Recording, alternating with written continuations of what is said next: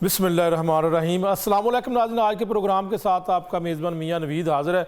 नाज़रीन, अगर मुर्गी के गोश्त की बात करें तो आज तकरीबन 37 रुपये जो है वो फ़ी किलो इजाफ़ा किया गया। लेकिन इस वक्त असल सूरत हाल क्या है, वाकई ये इतना ज़्यादा इजाफ़ा क्यों किया गया, इसके पीछे मुहरक़ात क्या है, और अगर मजमूई तौर पर मुर्गी के गोश्त की बात करें तो क्या वो इस वक्त रेट दिया जा रहा है वो क्या मुनासिब रेट है, इसकी वजूहात क्या हैं। चूँकि अगर मुर्गी के गोश्त की बात करें तो हर शख्स, हर फैमिली, उनकी ये कोशिश होती है कि वो मुर्गी का गोश्त लें, ख़रीदें और घर पर पकाएं। इस पूरे मामले के ऊपर बात करेंगे कि 37 रुपये इजाफ़ा होने के बाद एक दिन में फ़ी किलो, अब इसकी सूरत हाल क्या ये बहुत इसकी ज़्यादा महंगा तो नहीं हो गया, इसके पीछे मुहरक़ात क्या हैं। मेरे साथ इस पूरे मामले के ऊपर मेरे साथ मौजूद हैं मियाँ तारिक जवेद साहब, सदर पंजाब पोल्ट्री एसोसिएशन है, और इसके अलावा मेरे साथ मौजूद होंगे टेलीफोन लाइन पर डॉक्टर फरहान अफजल साहब, director poultry research institute Punjab के डायरेक्टर हैं, और नुमाइंदा लाहौर रंग अब्दुल वहाब साहब मेरे साथ मौजूद हैं। सबसे पहले इस मुर्गी की गोश्त के ऊपर बात करने के लिए अब्दुल वहाब साहब से पूछते हैं। अब्दुल वहाब साहब बताएं, क्या ये 37 रुपये एक दिन में इजाफा कर दिया गया है, आप क्या समझते हैं कि बहुत ज़्यादा इजाफा नहीं है इस वक्त? क्या मार्केट के अंदर सूरत हाल क्या है? मियाँ साहब, चूँकि मुहर्रमुल हराम करीब है, अगर पहले आज का रेट तो बता देना कि कितना रेट है आज का। कल की अगर मैं पहले बताऊं तो कल 424 रुपये फ़ी किलो मुर्गी का गोश्त मार्केट में था, जो लिस्ट सरकारी जारी की जाती है उसके मुताबिक गोश्त जी। और आज उसकी कीमत में 37 रुपये इजाफा हुआ और 461 रुपये जो लिस्ट जारी की गई है उसके मुताबिक जो है वो मुर्गी के गोश्त का रेट है। साफ़ी की अगर मैं बात करता चलूँ तो मुर्गी जो साफ़ी है मार्केट के अंदर वो तकरीबन 500 रुपये तक किलो भी फ़रोख्त की गई है आज, जिसमें अगर बात करें चर्बी उतार के और टोटली साफ़ करके जो गोश्त जिसे फ़रोख्त किया जाता है उसे साफ़ी कहा जाता है। तो एक रोज़ के अंदर 37 रुपये इजाफा तो बहुत ज़्यादा है, लेकिन इसका इन्हिसार जो है वो डिमांडेड सप्लाई पे देखा जाता है। चूँकि 9वीं और 10वीं मुहर्रम चूँकि चल रहे हैं और इसमें डिमांड आपको पता ज़्यादा होती है, तो डिमांड बढ़ने की वजह से जो है वो फार्मर्स की जानिब से सप्लाई कम और रेट बढ़ा दिया जाता है। तो जब पीछे फार्मर रेट बढ़ाता है तो ऑटोमेटिकली जो दुकानदार है वो भी फिर उसका रेट बढ़ा कर जो अपना प्रॉफिट जो उसका 14 रुपये एक फ़िक्स किया गया है तो उसके मुताबिक जो है वो उसको मुर्गी को फिर फ़रोख्त करता है। तो ये वजह जो है वो देखने में आ रही है कि फार्मर्स के पास जो है वो इस वक्त जो डिमांड है वो बढ़ चुकी है, सप्लाई कम है और उन्होंने रेट बढ़ा दिए, जिसके बाद आज मुर्गी के गोश्त की कीमत एकदम से 37 रुपये इजाफा हुआ। और चूँकि गरीब आदमी की अगर बात करें तो उसकी पहुंच से जो है वो मुर्गी का गोश्त तो वैसे ही महंगा हो चुका है। चूँकि बीफ या मटन की मैं बात करूँ तो वो तो अब गरीब आदमी नहीं खा सकता।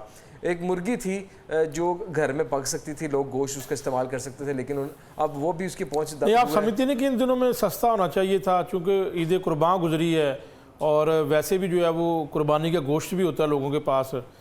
मेरा सब इसमें ये देखा जाता है हर बार कि ईद कुर्बान आए तो ब्रायलर की कीमत कम हो जाती है, लेकिन जैसे ही मुहर्रम आए, ईद मिलादुन्नबी आए, शादी का सीज़न आए या छोटी ईद आए तो रेट फिर से ऊपर चला जाता है। तो ये सारा साल फ्लक्चुएट तो होता रहता है, लेकिन जो प्रॉब्लम मसल आती है जब डिमांड बढ़ती है ना तो ऑटोमेटिकली पीछे फार्मर जो है उसकी कीमत बढ़ा देता है। बिल्कुल ठीक है। 461 रुपये को मजमूई तौर पर जो टोटल रेट है इसका आज का, इसको आप कैसे देखते हैं कि इससे महंगा भी हुआ?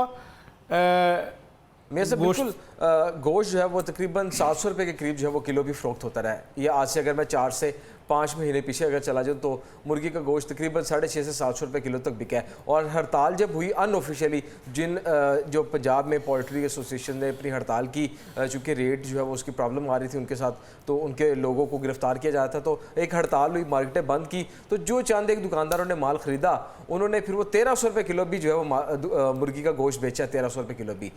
लेकिन सूरत हाल जो है वो जो ऑफिशियली जारी की जाती है लिस्ट, उसके मुताबिक ये देखा जाता है कि अक्सर जैसे अब 461 रुपये रेट जारी किया गया आज के मुताबिक अगर मैं बात करूं तो सम टाइम मार्केट में देखा गया कि 461 में मुर्गी नहीं मिल रही किसी को, वो 461 की बजाय 480 490 रुपये 30-40 रुपये रेट। नहीं, आप कहते हैं कि जो एक नॉमिनेट जो एक ऑफिशियल रेट दे दिया जाता है उसके ऊपर मुर्गी फ़रोख्त होती है कि नहीं? उसके ऊपर मुर्गी फ़रोख्त कभी होती है कभी नहीं होती। किसका काम है ये काम है प्राइस कंट्रोल मजिस्ट्रेट का, ज़िला इंतज़ामिया के, उसके ऊपर जो है वो जो रेट जारी किया जाता है उसके ऊपर ही लोगों को जो है वो मुर्गी दस्तयाब। बिल्कुल ठीक है। मियाँ तारिक जवेद साहब, आप क्या समझते हैं, आप इस पूरे मामले को कैसे देखते हैं कि एक दिन में 37 रुपये इजाफा कर देना, आप इसको कैसे देखते हैं? क्या ये इजाफा ज़्यादा नहीं लगता आपको? देखें, वहाब भाई ने खुद ही बात कर दी पहले कि इसका रेट डिमांड एंड सप्लाई के मुताबिक मुकर्रर होता है। जैसे जैसे डिमांड बढ़ती है रेट बढ़ता है, जैसे जैसे सप्लाई बढ़ती है रेट कम होता है। और जब आप इजाफे की बात करते हैं 37 रुपये फ़ी किलो इजाफा हो गया, तो हमने देखना है कि इजाफा किससे हुआ, किस रेट से हुआ। क्या वो पहले ही रेट ज़्यादा है जिससे और इजाफा हो गया, या पहले वो रेट चल रहा है जो फार्मर को या दुकानदार को लागत भी उसकी पूरी हो नहीं रही। मुहर्रम की वजह से डिमांड बहुत कम थी, सप्लाई ज़्यादा हो चुकी थी, जिसकी वजह से रेट दिन ब दिन कम होता गया। और इस वक्त ये पोजीशन है कि फार्मर जो मुर्गी पालने वाले फार्मर्स हैं उनको 100 रुपये फ़ी किलो के लगभग नुकसान हो रहा है। इस वक्त उनको नुकसान हो रहा है जी। 600 रुपये के नीचे तक तो गवर्नमेंट ने कहा हुआ कि बिके तो इसकी लागत वगैरह पूरी होती रहती है, लेकिन इस वक्त 400 रुपये या 420-24 रुपये रेट चलता रहा है। उससे इजाफा अगर आप 37 रुपये गिनते हैं तो वो तो बिल्कुल नामुनासिब सी बात है। आप कहते हैं कि 139 रुपये और इजाफा हो जाए तो फिर भी कोई मसला नहीं। जी, अगर फार्मर को ज़िंदा रखना है, इस मुल्क में मुर्गी की पैदावार जारी रखनी है, तो फिर इसके रेट वो होना चाहिए जिसमें फार्मर को मुर्गी पाल के कुछ बचे, उसको प्रॉफिट होता कि वो आइंदा भी डाले। पिछले दौर में भी यही होता रहा है। और अब जो टैक्सेस लगाए जा रहे हैं, अब चूज़े पे नया टैक्स कल से शुरू हो गया 10%, तो ये चीज़ें लागत बढ़ाने का बायस बन रही हैं और आने वाले दिनों में इसमें इजाफा होना नज़र आ रहा है। कितना और अभी अगर आप है इस रेट पे जो 37 रुपये के इजाफे को लेके बैठ गए ना, तो आने वाले दिनों में तो ये 600 से ऊपर जाएगा और इजाफा भी होगा। हाँ, उसको हम इजाफा कहेंगे। ये जो आज इजाफा हुआ है ये कोई इजाफा नहीं है, अभी भी फार्मर इसमें तो कमी क्यों हुई थी रेट्स में? मैंने बताया ना कि मुहर्रमुल हराम से पहले भी शादियों का सीज़न होता है, लेकिन इस दफ़ा गैर मुतवक्को तौर पे गर्मी की वजह से शादियां नहीं हुई, डिमांड बहुत कम रही, सप्लाई उसी लिहाज से ज़्यादा थी।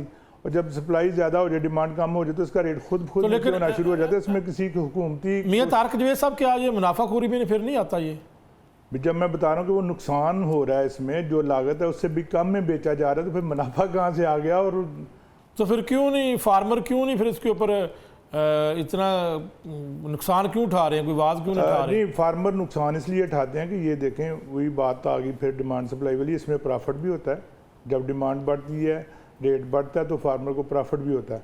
लेकिन जब डिमांड कम हो जाती है तो वो लॉस में भी चला जाता है। अब यही एक मुश्किल पेश आ रही है कि जब प्रॉफिट का वक्त आता है तो गवर्नमेंट रेट कैप कर देती है।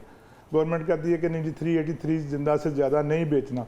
तो फार्मर को तो लागत जो 380, 350, 360 पड़ रही होती है, अगर उस वक्त उसको 20-30 रुपये या 50 रुपये बचते हैं फ़ी किलो के, तो गवर्नमेंट रेट को कैप कर देती है। उसकी वजह से फार्मर फिर दोबारा चूज़ा नहीं डालते, वो डिमांड फिर नहीं। तो उसको भी तो नुकसान हो सकता है ना, कि अगर आप उसकी पैदावार उसका उतने ना करें पैदावार उसकी, तो फिर उसका नुकसान तो जब पैदावार नहीं होगी तो फिर मुर्गी महंगी हो जाएगी। जब मुर्गी महंगी होती है तो फिर चैनल्स भी आता है कि जी मुर्गी महंगी हो गई, इजाफा हो गया।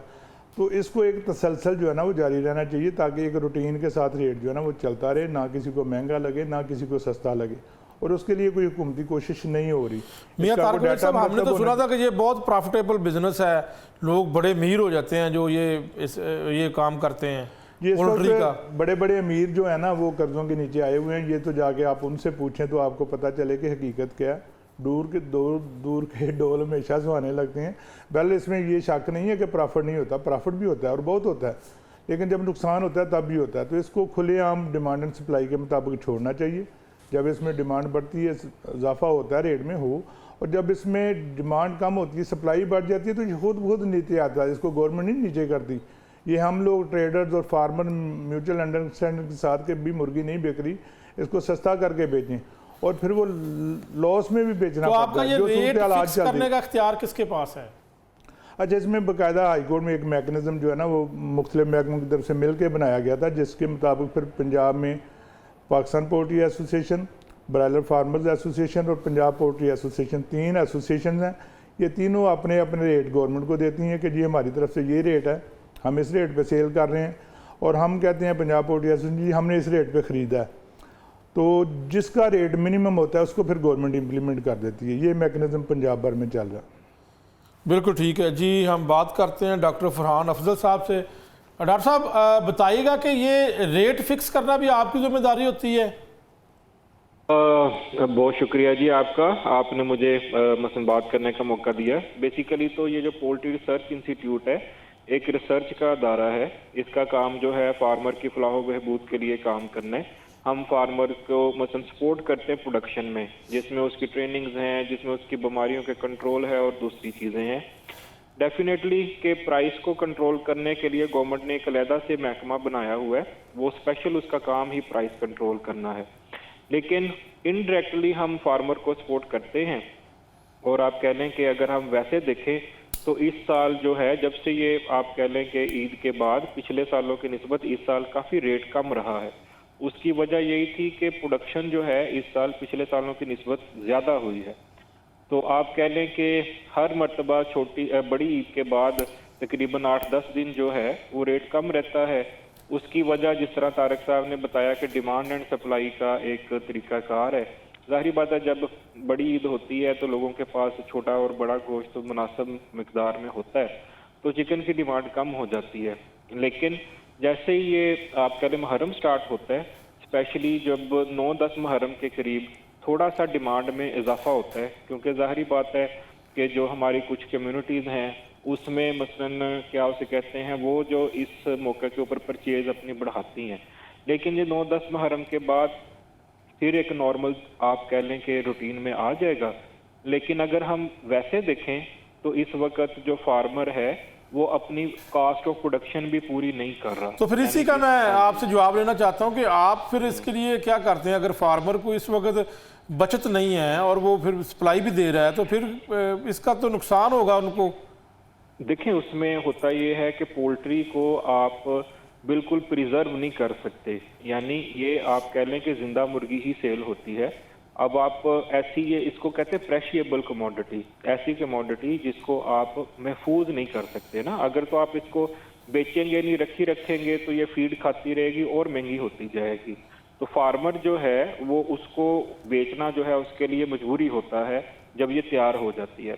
लेकिन फार्मर को प्रॉफिट भी होता है, और उसमें मसलन जब पूरे साल का आप एक नतीजा निकालते हैं प्रॉफिट लॉस में देखें तो कई मरतबा फार्मर पूरे साल में प्रॉफिट में होता है और लॉस में होता है। आप कह लें कि ये वाहद एक इंडस्ट्री है जो टोटली डिमांड एंड सप्लाई की बेस पे चल रही है। और आप कह लें कि इस वक्त भी जो पाकिस्तान में चिकन का रेट है वो जितने भी आपके मसलन नेबरिंग कंट्रीज़ हैं जिसमें पाकिस्तान, इंडिया, अफगानिस्तान, ये मसलन बांग्लादेश सबसे कम है। और तो ये इसी इंडस्ट्री की वजह से ही जो है लोग आप कह लें कि पाकिस्तान में जो प्रोटीन है वो जो आप कह लें जानवरों की प्रोटीन का एक हिस्सा, सबसे बड़ा हिस्सा पोल्ट्री की तरफ से आ रहा है। तो इसी इंडस्ट्री की वजह से ये आ रहा है। और उसमें सारे गवर्नमेंट के इदारों का आप कह लें कि एक रोल है। हमारा रोल जो है फार्मर को सपोर्ट करने में है, कुछ इदारों का रेट कंट्रोल करने में है। तो आप कह लें कि अच्छे तरीके से ये सारी चीज़ें कंट्रोल हो रही हैं। और दूसरा बात ये कि अभी भी अगर आप रेट देखें तो बिल्कुल वो आप कह लें कि यानी जो परचेजर की पहुंच के अंदर है। बिल्कुल ठीक है, साथ ही रहिएगा डॉक्टर साहब। हम एक ब्रेक ले लेते हैं, ब्रेक के बाद नाज़रीन दोबारा वापस आते हैं।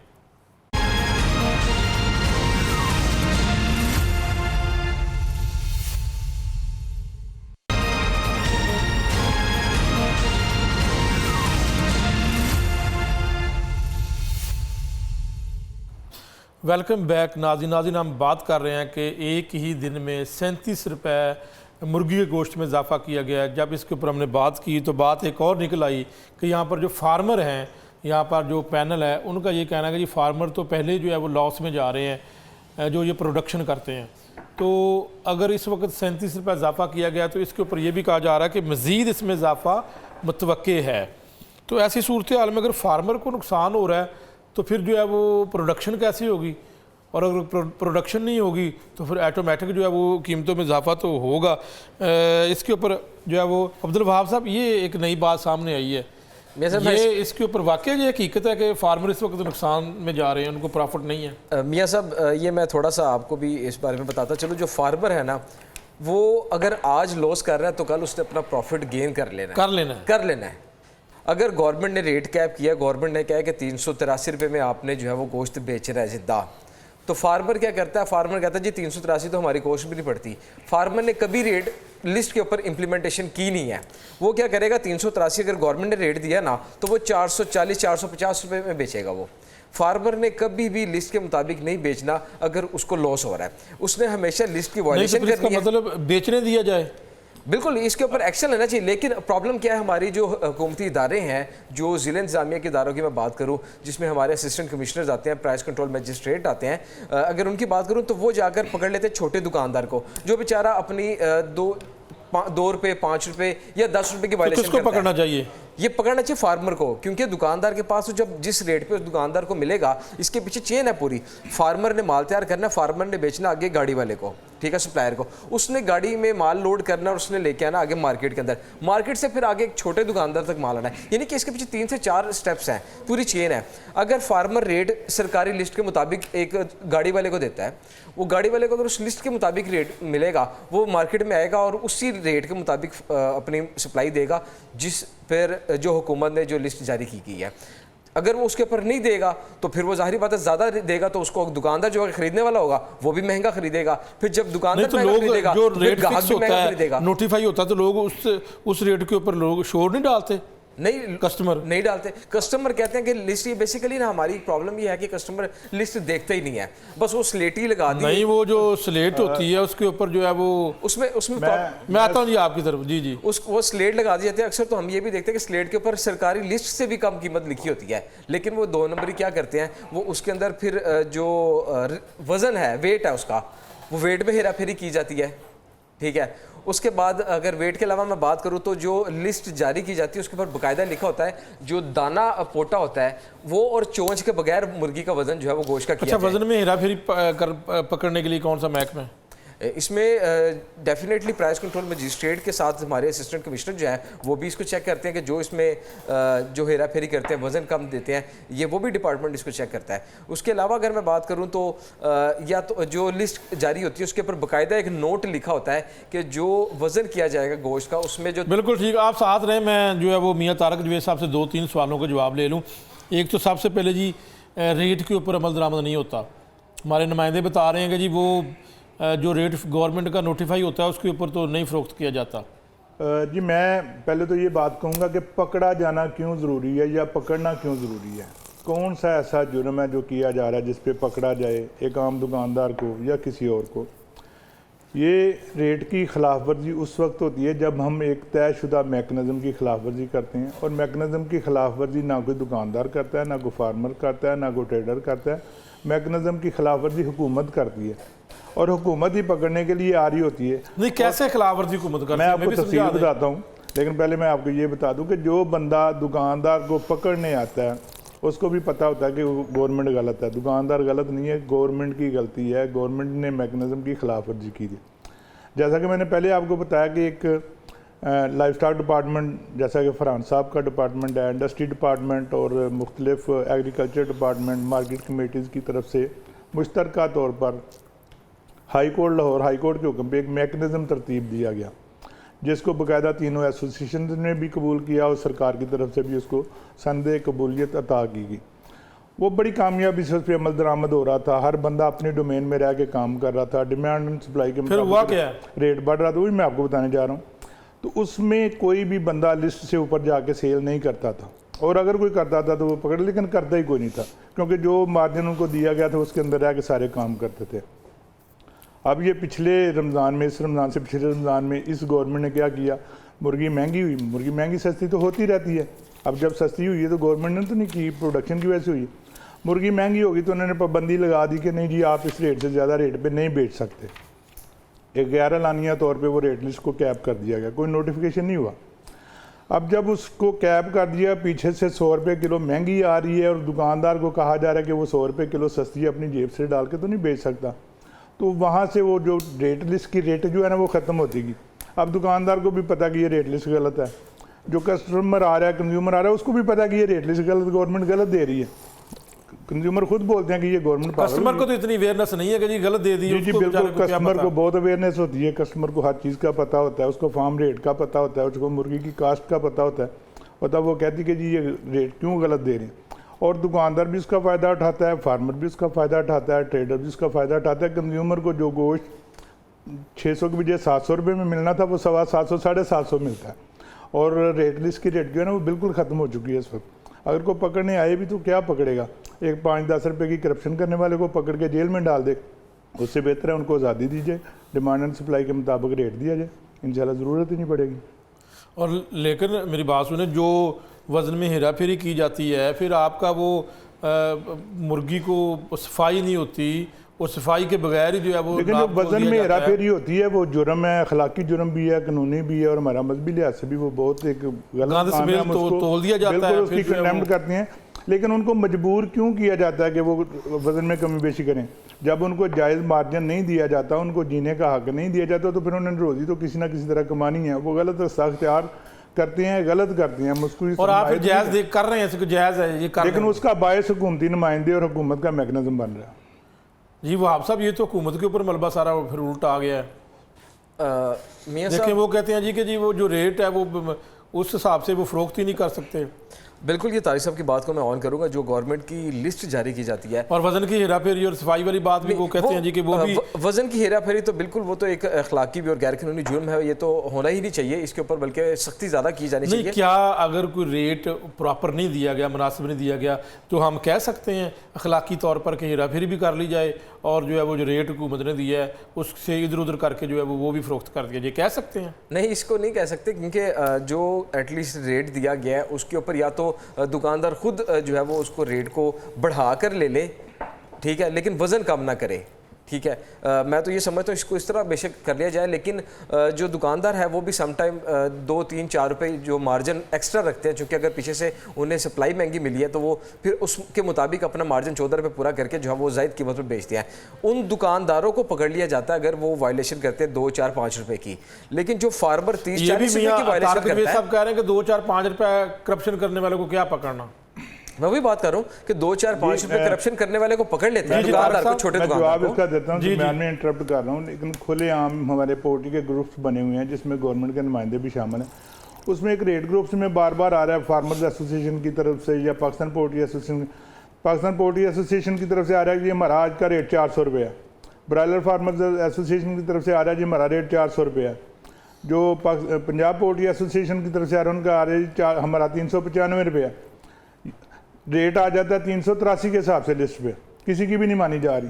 और दुकानदार बेचारे को जिसको मिलनी 400 के हिसाब से है, वो अब बताएं। लेकिन मियां तारक जवेद साहब, जो लाहौर हाई कोर्ट ने तरीकाकार वजह किया था उसको आपने फिर चैलेंज क्यों नहीं किया? वायलेशन उसकी क्यों की गई है? जी चैलेंज किया हुआ है जनाब, और हमारा बड़े मतलब एहतराम के साथ है कि अदालतें भी नहीं सुन रही, हमारी पिटीशन पड़ी हुई है, वो लग ही नहीं रही। लगवाते हैं वो आगे अर्जेंट हो जाती है, कोई सुनने के लिए तैयार ही नहीं है। पिटीशन फाइल में मौजूद पेंडिंग पड़ी हुई है जी, पेंडिंग पड़ी। बतौर स्टेक होल्डर कभी आप जिली इंतजामिया से या हुकूमत से आप मिलने के आपने को लिखा हो कि जी हमारे साथ बात करें, ये मसला आ रहा है? जी सर, लिखा भी है, मुलाकात भी होती है, मीटिंग भी होती है, लेकिन अमल दरामद नहीं हो रहा। बिल्कुल ठीक है। डॉक्टर फरहान साहब, आप रिसर्च का दायरा है आपका, आप ये बताएं कि आपके क्या इकदाम होते हैं कि क्वालिटी जो है वो गोश्त के लिए आप क्या कहें, इसके ऊपर भी रिसर्च होती है कि कैसे बेहतर किया जा सकता है?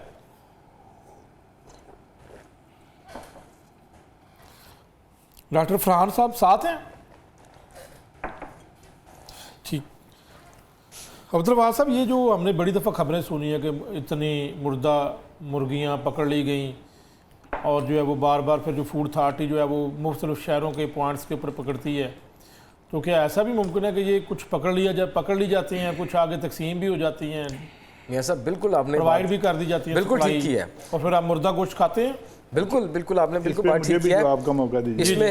इसमें मैं आपको बताता चलूं कि जब मार्केट के अंदर सुबह गाड़ियां लगती है ना टोलेंटर मार्केट के बाहर, तो उसमें मरी मुर्गियां भी मौजूद होती है, कुछ ज़ख्मी भी होती हैं, कुछ ऐसी होती है जिनके हाथ पांव टेढ़े कहते हैं, जिसे हम इनकी जो पोल्ट्री एसोसिएशन है या पोल्ट्री की अगर बात करें तो उसमें उसको सिपी माल कहा जाता है। मियां तारक जवेद साहब ने कोई जवाब दिया ना वैसे? सिपी माल उसको कहा जाता है, सिपी माल, जिसमें अगर कहें को किसी की गर्दन टेढ़ी या मुर्गी की या कोई मतलब उसमें सिपी माल उसको कहते हैं, तो वो भी मार्केट में मौजूद होता है, वो भी आता है। आप टोलेंटर मार्केट अब तो ज़रा थोड़ी सी सख्ती ज़्यादा कर दी है। अगर इससे पहले मैं बात करूं, जब ये मार्केट नई नहीं बनी थी, इसकी रेनोवेशन दोबारा नहीं की थी, उससे पहले फट्टे लगा के इतने छोटे मैं आपके साथ दोबारा आता हूं। डॉक्टर फरहान साहब से जो है वो रब्ता हुआ है।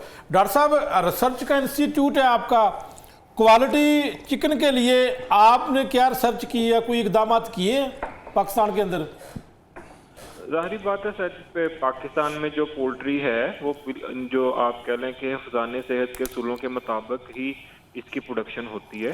इसके अलावा जो है पोल्ट्री रिसर्च इंस्टीट्यूट जो है फीड मिल्स को रजिस्टर करता है और उसमें जो है फीड की क्वालिटी को जो है वो उसको मोनिटर करता है। इसके अलावा जो है हम AMR पे यानी ये जो एंटी माइक्रोबियल रेजिस्टेंस पे काम करते हैं। इसमें जितनी भी जो आप कह लें कि पोल्ट्री में बीमारियां हैं उनको कंट्रोल करने के ऊपर काम करते हैं। तो पाकिस्तान में इस वक्त जो चिकन लोग खा रहे हैं वो हर किस्म की बीमारियों से महफूज है, और आप कह लें कि इसके लिए हम हर जो है तकरीबन साल के अंदर 1 लाख से ज़्यादा हम सैंपल टेस्ट करते हैं, और जितनी भी बीमारियां जो हैं मुर्गियों की आप कह लें उसके ऊपर तहकीक भी करते रहते हैं, और इस चीज़ को बिल्कुल महफूज बनाते हैं कि जो चिकन है वो इंसानों की कंजम्पशन के लिए बिल्कुल सेफ रहे। तो आपके पास सहूलियात हैं लैब की, जिस तरह आप कहते हैं जी टेस्ट करते रहते हैं सारा कुछ? हाँ जी, बेसिकली ये जो लेबॉर्ट्री है हमारी, ये पंजाब की रेफरेंस लेबॉर्ट्री है जो रावलपिंडी में है। तो ये पूरे पंजाब से हम सैंपल इकट्ठे करते हैं। हमारा टारगेट तकरीबन होता है 80,000 सैंपल एक साल में, लेकिन हम अपने टारगेट से हमेशा ज़्यादा सैंपल प्रोसेस करते हैं। इसके अलावा हम इंटरनेशनल ऑर्गेनाइजेशन के साथ भी अटैच हैं, और आप कह लें कि उनको भी रिपोर्टिंग करते रहते हैं। ऐसी कोई बीमारी हमारे पोल्ट्री में नहीं है जो कोई इंसान को कोई प्रॉब्लम कर सके। तो ये जो हमारी लेबॉर्ट्री है ये रेफरेंस लेबॉर्ट्री है, और हम इस चीज़ की पूरे इंश्योर करते हैं कि जो इंसानों को खाने वाला चिकन पूरा वो हिफ़्ज़ान सेहत के असूलों के मुताबिक प्रोड्यूस हो। एक मिथ है या लोग बात करते हैं कि जो मुर्गी खुद खड़ी ना हो सके अपने पाँव के ऊपर, हम वो चिकन खाते हैं। तो आप इसके ऊपर शहरियों को क्या बताएंगे बतौर डॉक्टर कि क्या ये चिकन सेहत के लिए जो है वो फ़ायदेमंद है, हमें ये खाना चाहिए? आप इसके ऊपर आपकी क्या ओपिनियन है या क्या रिसर्च है? देखिए, इसमें जो इस वक्त 2 किस्म की वैरायटियां हैं जो पाकिस्तान में हैं, बल्कि पूरी दुनिया में हैं। एक तो ब्रॉयलर चिकन है जो आप कह लें गोश्त के तौर पे इस्तेमाल होता है। ये वही चिकन है जो आप कह लें कि यूरोप में भी इस्तेमाल होता है, अमेरिका में भी इस्तेमाल होता है। इंटरनेशनली यही वाला चिकन खाया जाता है, और इसी से ही जो है लोगों की आप कह लें कि सेहत और वो अपने सारी कौमें जो हैं अपनी गोश्त की ज़रूरियात पूरी करती हैं। दूसरी वैरायटी जो है वो आपके पास लेयर होती है जो अंडा देती है।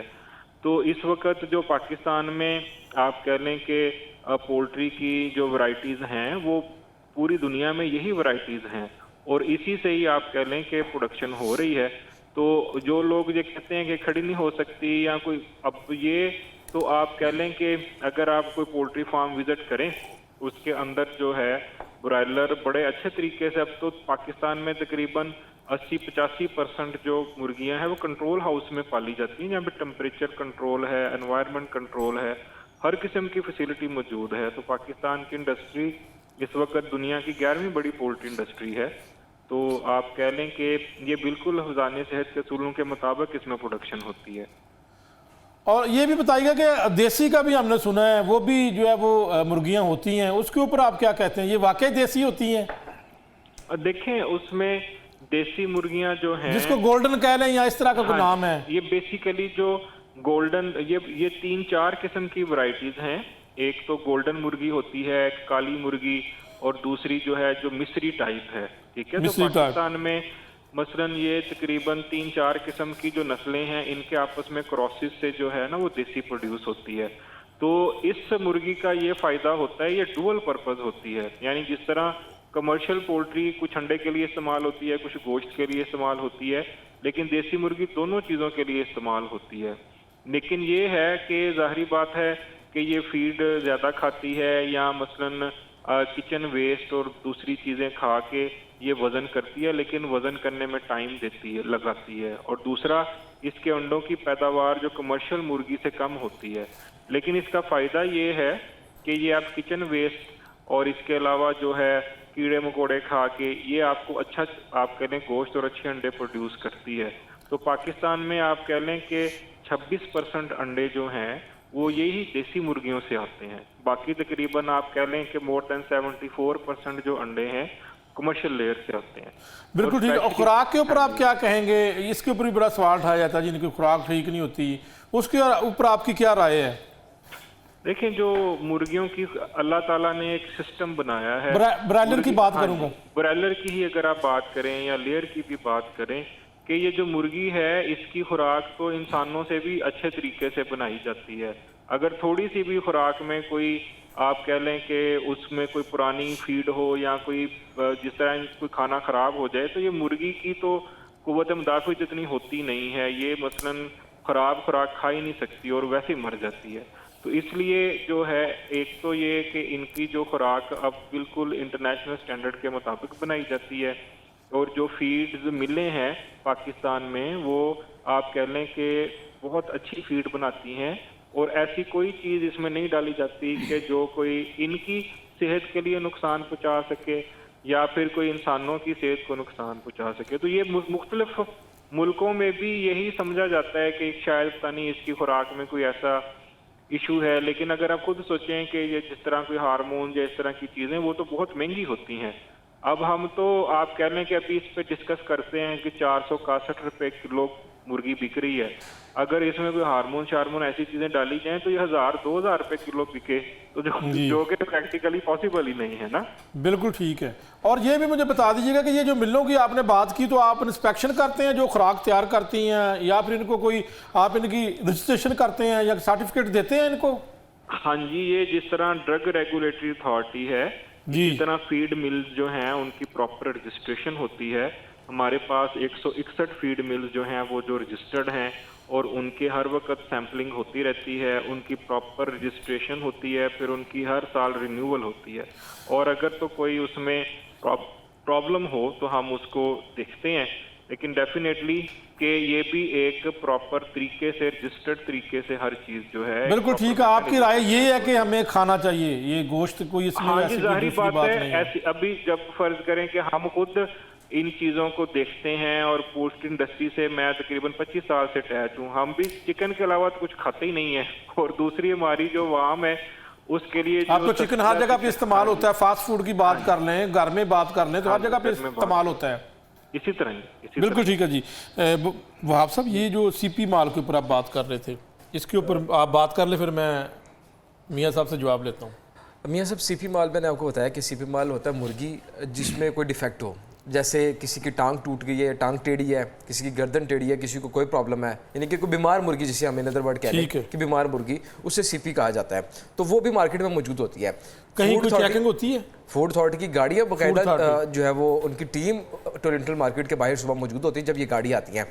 देखा ये गया है और कंप्लेन हमारे तक कुछ ये आई हैं कि वो इस पर इंस्पेक्शन करती हैं, जो माल मरा हो या कोई इस तरह का डिफेक्टिव हो उससे गाड़ी को जुर्माना भी करते हैं वो, और उसका माल जो है वो डंप करवाते हैं LWMC को, जो वहाँ पे बॉक्सेस वगैरह उनके पड़े होते हैं, जो कंटेनर्स पड़े होते हैं उसके अंदर। लेकिन जैसे ही वो जाते हैं उसके बाद वही माल दोबारा उठता है वहाँ से और वो दुकानों पर जाकर बिकता है, मतलब उसको ज़िवा करते हैं। उसको फूड अथॉरिटी ज़ाया क्यों नहीं करती?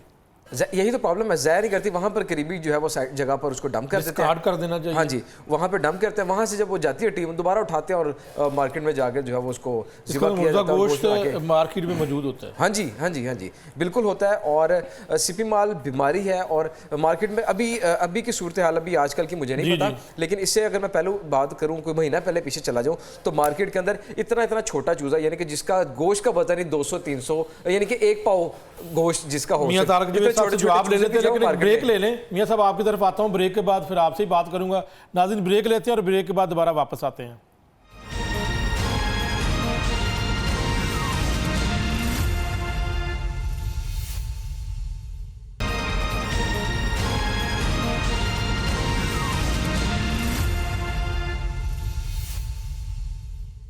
वेलकम बैक नाज़रीन। मियाँ तारक जवेद साहब सॉरी, बताइएगा कि 2-3 सवाल आपसे हैं। एक तो मुर्दा गोश्त जो है मुर्गी, वो भी हमें खिलाया जाता है। बतौर प्रेसिडेंट आप पोल्ट्री एसोसिएशन के पंजाब के सदर हैं, इसके ऊपर आप क्या कहेंगे? उसके अलावा 1-2 सीपी माल की भी बात करें। फिर जो है वो अगर फूड अथॉरिटी एक्शन भी करती है तो जनाब वो उधर ही डंप करके फिर जनाब वहाँ से उठा लिया जाता है माल। तो ये सारी हकीकी बातें हैं, इसके ऊपर आप क्या कहेंगे? अच्छा, मरी हुई मुर्गियों पे आने से पहले मैं बात करूंगा कि आपने बात की कि कीड़े मकोड़े और किचन वेस्ट और बाहर से गंद बलाव खाने वाली मुर्गी को अगर आप एक इंटरनेशनल स्टैंडर्ड के मुताबिक बनी हुई फीड और उस फीड को जो हमारे इंसानों की फीड से बेहतर है वो खाकर पलने वाली मुर्गी पर फोकियत दे रही हैं, तो ये मेरा ख्याल बिल्कुल गलत है। ब्रायलर मुर्गी को बहुत ज़बरदस्त की फीड दी जाती है और मैं आपके सामने ये दावा करता हूँ, मेरे साथ चलें किसी फीड मिल पे, वो फीड मैं आपको आपके सामने खा के दिखा सकूंगा कि नहीं, आप ऐसे शौक से खाते हैं खुद? हम उससे बहुत गंदी चीज़ें खाते हैं, मिलावट ज़्यादा चीज़ें खाते हैं। मुर्गी को मिलावट वाली फीड नहीं मिलती, ये मैं दावे से कह रहा हूँ। अब बात रहेगी मरी हुई मुर्गियों वाली। आपने अक्सर खबरें आप चलाते हैं, हम भी सुनते हैं, लोग हमें फूड अथॉरिटी बताती है जी, ये छापा मार दिया, पकड़ लिया, फलां फलां फलां। मैं मान रहा हूँ, मैं उसी पे आ रहा हूँ। 2 ट्रक मुर्गी पकड़ी गई, 2000 किलो मुर्गी पकड़ी गई, ये रक्षा मुर्गी का पकड़ा गया। आप एक चीज़ पे गौर कीजिए कि जितनी भी ये खबरें चलती हैं हमेशा मरी हुई मुर्गी की होती हैं, गोश्त की नहीं होती। आप गौर कर लें, कभी आज तक आपने ये सुना कि मरी हुई मुर्गी का गोश्त पकड़ा गया? इंसान गोश्त खाते हैं, मरी हुई मुर्गी नहीं, पंजों समेत खाल समेत मुर्गी नहीं खाते। अब मुर्गी एक जिंदा जानवर है। मेरी बात कंप्लीट हो लेने दें। मुर्गी एक जिंदा जानवर है, उसने मरना भी है, उसने बीमार भी होना है। जब वो फार्म पे मरती है या गाड़ी में ट्रैवलिंग के दौरान मरती हैं वो, यहाँ आके हम मार्केट में या जहाँ भी उसको उतारते हैं, ज़ाहिर है उसको डिस्पोज ऑफ तो करना कहीं ना कहीं। उनको इकट्ठा किया जाता है, फिर वो गाड़ी पे या रिक्शे पे या लोडर पे उसने रेंडिंग प्लांट तक जाना होता है। उस दौरान उसको पकड़ लेते हैं, फ़ोटो उतारते हैं, जितनी मुर्गी मरी हुई मुर्गी पकड़ेगी, या तो वो गोश्त पकड़ें, फिर हम जिम्मेदार हैं। लेकिन सीधी सी बात है, आप जो बात कर रहे हैं, मुर्गी जो है उससे गोश्त बनना ना, वो रेंडरिंग प्लांट पे जाती है। अगर गोश्त बनते हुए पकड़ा कभी दिखाया तो मुझे बताएं। नहीं, उसका तो पता ही नहीं चलता होगा। आप मुर्गी मर जानी है, जो मुर्गी का गोश्त बना लिया, कैसे किसी को नहीं पता लगेगा? कोई ऐसा मैकेनिज्म नहीं है जिससे पता लगे। मैं वही बता रहा हूँ आपको सर कि जो 1000, 2000, 4000 मुर्गी मरनी है वो इकट्ठी होगी। उनके लिए रेंडरिंग प्लांट्स बने हुए हैं जहाँ पे वो मुर्गी जाके डिस्कार्ड होनी है, उसका ऑयल निकलना, साबुन, वो जो कपड़े धोने वाला साबुन बनता है उसका। तो जहाँ भी खबर चली है, अगर तो आज तक आपने कभी गोश्त की खबर सुनी है तो फिर मैं जिम्मेदार हूँ। हमेशा यही होता है कि ये मुर्गी पकड़ी है मरी, और वो ट्रैवल कर रही होती है रेंडिंग प्लांट तक जाने के लिए, इसलिए इस खबर में कोई सदाकत नहीं। जो पॉइंट्स के ऊपर पकड़ ली, ठोकर न्याज बेग या फिर अब वो लाहौर से जा रही है, पुल के ऊपर जो अंदर आ रही है, जी, वो लाहौर से बाहर जाते हुए पकड़ी जाती है, कभी अंदर आते हुए नहीं पकड़ी गई। अच्छा, 2 चीजें नोट कर रहे हैं जी, आपसे पूछूंगा, पहले पूरा जवाब। रेंडिंग प्लांट जो है जो लाहौर के बाहर हैं, वो रेंडिंग प्लांट वो जाते हुए पकड़ी जाती है। और अब जी इसका मतलब फूड अथॉरिटी फिर अपने नंबर बनाने के चक्कर में सारा कुछ करती है। बिल्कुल, अगर वही गोश्त पकड़ा उन्होंने तो मुझे बताएं, मैं जिम्मेदार, मैं अब भी दावे से कहता हूँ। और अब हमने उनको पाबंद कर दिया कि जो भी ये मर्दा मुर्गी ले जाने का कारोबार करते हैं वो एसोसिएशन से एक लेटर लें, अपना इजाज़तनामा लें, तस्दीकनामा लें कि हम ये रेंडिंग प्लांट तक लेके जा रही हैं। ये इंशाल्लाह हम इशू करने वाले हैं। दूसरे नंबर पर रहेगी बात सीपी वाली। अब देखें, इंसानी माशरा हमारे में भी कोई लूला है, कोई लंगड़ा है, कोई ज़ख्मी हो जाता है, उसको डिस्पोज ऑफ उस तरीके से किया जाना चाहिए, और वो हम लोग करते हैं। यानी किया जाना चाहिए, इसका मतलब कि ये सीपी माल फरोख्त होता है। सीपी और चीज़ है, फरोख्त होता है कि नहीं? बता ये सब ये बता दें। उसके फरोख्त होने में कोई ममानत नहीं है, कोई कानूनी ममानत नहीं है, नहीं, लेकिन वो बीमार मुर्गी है। नहीं, 2 चीज़ें हैं, सीपी और चीज़ है, बीमार और चीज़ है। सीपी वो है जो किसी वजह से कोई ज़ख्म हो गया, ट्रांसपोर्टेशन में हो गया, कोई पानी की कमी का शिकार हो गया, कमज़ोर है, हमें जैसे छोटे बड़े। लेकिन वो सेहतमंद मुर्गी तो नहीं है ना? वो सेहतमंद है, वो सेहतमंद है। जो बीमार मुर्गी है, जो आधे किलो की बिकती है, 1.5 पाव की बिकती है, उसकी फ़रोख्त के हक़ में हम कतई नहीं है, वो नहीं होनी चाहिए। जो बंदा उसका कारोबार करता है उसको ज़्यादा से ज़्यादा सज़ा देनी चाहिए। और अब टोरंटन मार्केट में फूड अथॉरिटी की टीम मुसलसल 24 घंटे काम कर रही है। हम अब तो आपको दुकानें भी अच्छी बना के दे दी हैं वहाँ पे। दुकानें हमने खुद बनाई हैं, किसी ने नहीं बना के दी। हुकूमत का कोई वहाँ पे रोल नहीं है? हुकूमत ने उसकी बनौनी तज़य्युन और रश की है, दुकानें हमने खुद बनाई हैं, और हुकूमत से ज़्यादा पैसे हमने खुद लगाए हैं वहाँ। बहरहाल फिर भी हुकूमत की मेहरबानी की उसने मार्केट को बहुत ज़बरदस्त बना दिया, गंद खत्म किया वहाँ पे, जो नाला था जो जिधर से गुजरता था खत्म हो गया, बू खत्म हो गई, खूबसूरत तरीन मार्केट है, सेहतमंद माहौल है, अफजाने सेहत के असूलों। चलो इसके ऊपर तो हुकूमत का शुक्रिया अदा बनता ना, चलो उन्होंने कुछ स्टेप तो लिया ना, पैसे शायद बहुत अच्छा सर, बहुत अच्छा स्टेप लिया। उनको हर शहर में इस तरह के काम करने चाहिए। जो देखिए उन्होंने स्टेप लिया, उसके साथ हमारी एसोसिएशन ने मिलकर तामन किया। उन्होंने बाहर टाइलें लगाई, हमने अंदर लगा दी। उन्होंने बाहर मार्बल लगाया, हमने अंदर लगा दिया। उन्होंने बाहर सीलिंग की, हमने अंदर कर दी। हम भी पीछे नहीं रहे कि उन्होंने गवर्नमेंट का एक अच्छा इक़दाम था, उसके साथ मुसलसल चले हैं, बराबर चले हैं। लेकिन अब गवर्नमेंट को चाहिए कि उसकी ओपनिंग भी कर दें, हमें कारोबार भी करना। ओपनिंग अभी तक नहीं हुई जी, ओपनिंग अभी तक नहीं। 3 माह से मुसलसल बंद करके बैठे हुए हैं, तो वो अब उसकी ओपनिंग होनी चाहिए। सर मैं इधर तारिक साहब ने कहा जी कि मुर्दा जो मुर्गी या गोश्त है उसका वो मार्केट में नहीं बिकता। सीपी माल जो है ना वो सेहतमंदी माल होता है, उसमें कोई ऐसा मुज़ायका नहीं है कि ना फरोख्त किया जाए। मैं अपनी आंखों देखा हाल बताता हूँ, जो मेरा अपना एक्सपीरियंस है, जो मैं खुद अपनी आबिती बताने लगा कि मैं एक दिन मार्केट जो है परचेज करने के लिए चिकन चला गया, बाई करने के लिए गया। मैं वहाँ पे कहाँ गया था? टोरंटन मार्केट। अच्छा ठीक है। मैं मार्केट में संडे का दिन था, छुट्टी का मेरा, और मैं चिकन जो है वहाँ लेने गया, और एक दुकानदार से मैं चिकन खरीद रहा हूँ, और इतने में एक उसके करीबी कोई दुकानदार आता है और उसे कहता है यार ये मैं 2 मुर्गियाँ लेके जा रहा हूँ। ये मैं अपनी आंखों से जो सूरत हाल देख रहा हूँ। वो 2 जिंदा मुर्गियाँ उसकी दुकान से लेके जाता है और 5 मिनट बाद आता है और उसको सिर्फ छुरी फेरी होती है, उसको ज़िबा किया होता है और ला के ना कहता है यार ये मैंने वापस रख दिया है। तो मैं ना बड़ा परेशान हो गया और मैंने उसको पूछा यार ये क्या चीज़ है, मतलब वो जिंदा मुर्गी लेके गया, छुरी फेर के वापस ला के दे दिया उसने मुझे दुकानदार ने बताया कि इसके पास जो है वो काफ़ी क्वांटिटी में ना बोनलेस पड़ा हुआ था कल का, जो हो गया ख़राब, जो हो गया नीला पड़ गया, जिसे हम कहते हैं नील पड़ गया, वो नीला हो गया और वो खाने के काबिल नहीं है और स्मेल मारने लग गया। उसने मुझे दुकानदार ने ये बताया कि अब इसने क्या किया, इसने उस गोश्त को बोनलेस के ऊपर ज़िबा किया मुर्गी को, उसका जो ब्लड था वो बोनलेस के ऊपर किया, वो उसको मिक्स करेगा और उसका नीलापन जो है वो ख़त्म हो जाएगा, उसकी स्मेल कुछ देर के लिए ख़त्म हो जाएगी, वो फिर बोनलेस जो है वो बेच देगा मार्केट में और लोग उससे खरीद के लेके जाएंगे और वो जाके उसको मतलब पकाएंगे और खाएंगे।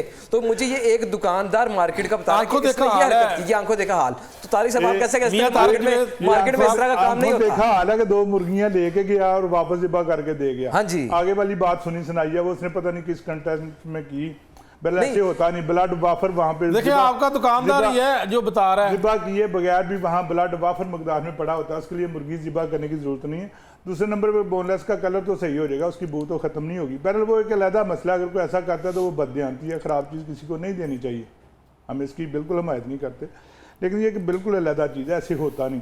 बात थी मरी मुर्गी की जी, और मरी मुर्गी वहाँ पे नहीं बिकती बल्कि कहीं भी नहीं बिकती। बिल्कुल ठीक है। ये जो मियां साहब ने बात की है वहाब साहब की, ये लेके जा रहे होते हैं डिस्पोज ऑफ करने के लिए, कभी फूड अथॉरिटी ने अंदर आते हुए क्या मुर्गी ऐसी पकड़ी है कि लेकर आ रहे हैं? आज तक कोई नहीं। फूड अथॉरिटी की तरफ से जो डेली प्रेस रिलीज जारी की जाती है उसमें यही कहा जाता है कि शहर में जो है वो इतनी मुर्गी दाखिल हो रही है जो मुर्दा मुर्गी हमने पकड़ लिया है। अब फूड अथॉरिटी कहती है कि शहर में दाखिल हो रही थी, मियां साहब कह रहे हैं, तारिक साहब कह रहे हैं कि जी वो बाहर जा रही होती है तो तब पकड़ी जाती है। अब इस दोनों में या तो ये सच्ची है या फिर फूड अथॉरिटी सच्ची है, दोनों आपस में, अगर इन दोनों की आपस में इख्तलाफ इस चीज़ पे है तो नहीं, अब तो उसका इन्होंने एक बाकायदा तौर पर अब इन्होंने कहा जी कि वो जारी करेंगे, एक उनको लेटर जारी करेंगे या क्या जारी करेंगे जी, कैसे वो अब जारी करेंगे? उसमें हमारा तय पाया डिप्टी कमिश्नर लाहौर साहब से कि जो हम बाकायदा उनको एक लेटर जारी करेंगे कि ये फलां गाड़ी नंबर, ये बंदा, ये इसका ID कार्ड नंबर, ये जिम्मेदार है इस रूट से इस रूट तक मुर्गी लेके जाएगा। मुर्गी अगर इससे इधर उधर हटता है तो फिर वो कसूरवार है,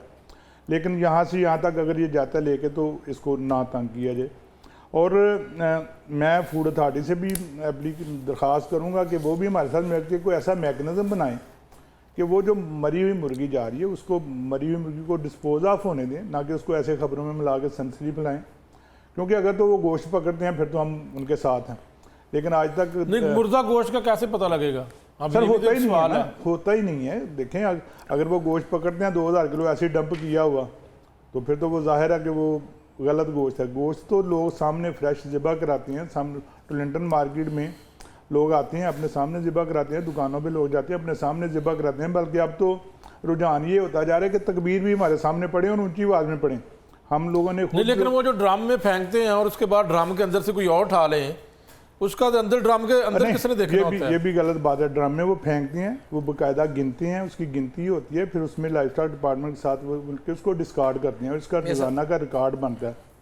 थोड़े से तफजात में हैं वहाँ फूड अथॉरिटी से, वो भी हम उनके साथ मिलकर उसको हल करते हैं, लेकिन ये दोबारा उठा के इस्तेमाल करने वाली बात बिल्कुल। जी वो आप साहब, मैं इसमें एक चीज़ और ऐड करूँ, आपकी जो मार्केट की बैक साइड पे नाला है वहाँ पे कुछ ऐसे दुकानदार भी बैठे हैं, ये भी मैं आपको एक्सपीरियंस बता रहा हूँ कि मेरे पास एक फुटेज आई, 1 साल पुरानी बात है कि जो पीछे आपका नाला है, अक्सर वहाँ पे ये भी देखा कि बड़े अच्छे दुकानदार भी हैं कि मुर्गी अगर उनकी मर गई है तो उन्होंने पीछे नाले में उसको फेंक देना है, ताकि नहीं ये भी तरीकेकार गलत है, नाले में क्यों फेंकना है? नहीं, मैं इससे भी इख्तलाफ करूंगा क्योंकि मरी हुई मुर्गी भी 10, 15, 20 रुपए किलो बिकती है रेंडिंग प्लांट के लिए, लेकिन मैं उसका बताने लगा ना, मेरे पास एक फुटेज आई और उस फुटेज में, ये कुछ साल पुरानी बात मैं बताऊंगा आपको, कि उसमें नशई जो होता है ना, जो नशई वो जाते हैं नाले के अंदर और वो मुर्गियाँ पकड़ा और ऊपर फेंकी जा रहा है ऐसे, मेरे पास फुटेज बकायदा मैंने देखी उसमें, और वो मुर्गियाँ मरी फेंक रहा है और उसने ना ऊपर एक तोड़ा सा रखा हुआ, एक थैला सा, उसके अंदर उसने मुर्गी डाली और मुर्गी डालने के बाद वो करीबी एक बैक साइड पे, मार्केट की बैक साइड पे दुकानदार बैठे हैं, वो उसको जाके वो मुर्गी बेचता है 10 रुपये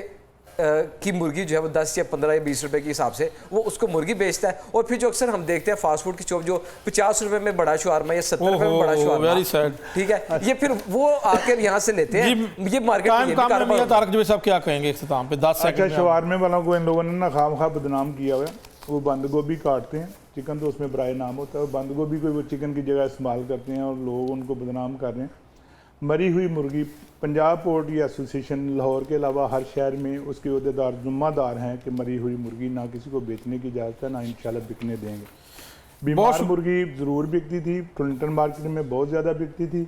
फूड अथॉरिटी के साथ मिलकर हमने उसका बिल्कुल कला कमा कर दिया है, तमाम फटे वहाँ से ख़त्म कर दिए और बीमार मुर्गी भी बेचने की किसी को इजाज़त नहीं है। बिल्कुल, बहुत शुक्रिया जी। मियाँ तारक जवेद साहब मेरे साथ मौजूद थे, अब्दुल वहाब साहब और डॉक्टर फरहान अफजल साहब। नाज़रीन, चिकन की अगर बात करें तो 37 रुपये कीमत में इजाफा किया गया, लेकिन अभी ये कहा जा रहा है पैनल की जानब से कि ये कोई इतना इजाफा नहीं है, अभी तो मज़ीद इजाफा होगा। लेकिन बहरहाल हमने तो मजमूई तौर पर बात की कि किस तरह का चिकन खाना चाहिए, किस तरह का मुर्गी का गोश्त खाना चाहिए, क्वालिटी क्या होनी चाहिए, क्या वाकई मरी मुर्गी की अगर बात करें तो फ़रोख्त होती है मार्केट में, इस तरह की तमाम पहलुओं के ऊपर बात की। तो नाज़रीन, इजाज़त चाहता हूँ, इंशाल्लाह फिर हाज़िर होऊंगा, तब तक के लिए अल्लाह हाफ़िज़।